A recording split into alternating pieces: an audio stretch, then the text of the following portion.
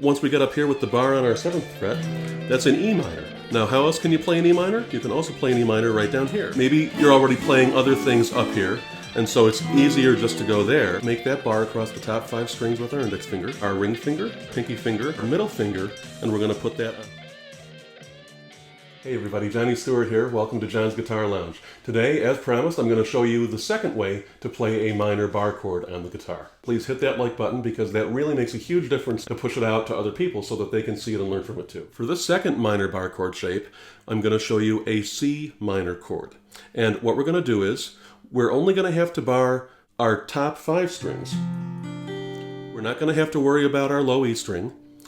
So don't play the low E string at all. And what we're going to do, once we make that bar across the top 5 strings with our index finger, is we're going to take our ring finger and we're going to put that on the 5th fret on our D string. Then we're going to take our pinky finger and we're going to put that on the 5th fret on our G string, right next to it. Then we're going to take our middle finger and we're going to put that on our B string.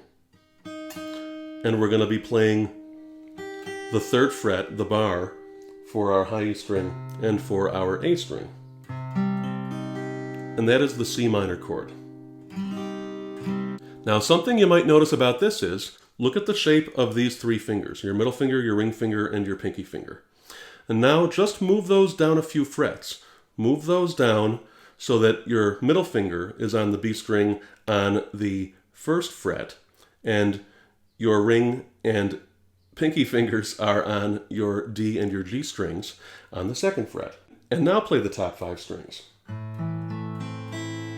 What chord is that? That's an A minor chord. So if you want to think about it this way, if you want to make that A minor chord shape anywhere else up the neck, let's say you're not playing in a key where an A minor chord is going to work, but you know that that shape would work for a minor chord, then all you've got to do is just move that up to where you need it.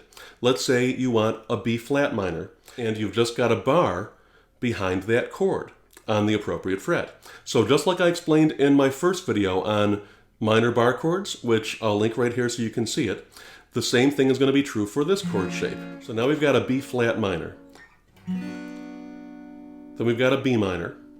Then we've got the C minor that I showed you just a moment ago. Then a C sharp or D flat minor, then a D minor, etc., etc.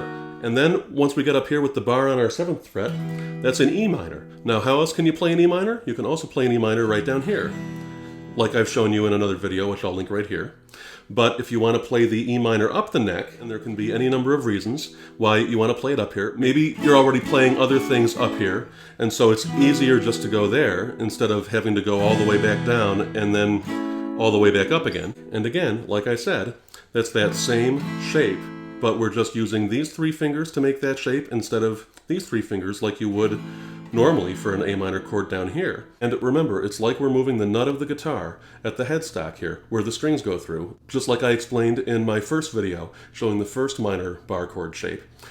It's like we're moving that nut up, and then we can still make all those regular chord shapes that we're used to making down here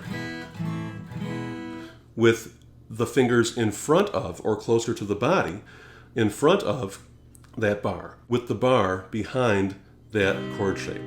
And in this case, like I said, it's an A minor chord shape that we're just playing further up the neck with the bar at the 3rd fret, and now it's a C minor.